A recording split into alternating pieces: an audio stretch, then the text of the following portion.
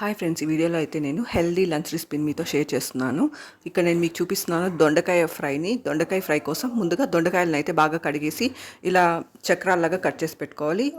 పెద్ద ఉల్లిపాయను కూడా సన్నగా కట్ చేసి పెట్టుకోండి. ఆ తర్వాత ఒక పెనం తీసుకొని అందులో కొంచెం ఆయిల్ వేసి, ఆయిల్ వేడయ్యాక అందులోకి ఆవాలు, ఉద్దిపప్పు, పచ్చనిపప్పు, జీలకర్ర వేసుకొని ఉద్దిపప్పు, పచ్చనిపప్పు లైట్ గోల్డెన్ బ్రౌన్ కలర్ వచ్చేంత వరకు బాగా వేయించుకోవాలి. ఆ తర్వాత మనం కట్ చేసి పెట్టుకున్న ఉల్లిపాయ ముక్కలను వేసుకొని బాగా ఫ్రై చేసుకోవాలి. ఆ తర్వాత కట్ చేసి పెట్టుకున్న దొండకాయ ముక్కలను వేసుకొని ఒక 2-3 మినిట్స్ మీడియం హీట్లో పెట్టి వేయించుకొని ఆ తర్వాత సిమ్లోకి టర్న్ చేసేసి మూత పెట్టి ఉడికించారంటే దొండకాయ ముక్కలు తొందరగా ఫ్రై అయిపోతుంది.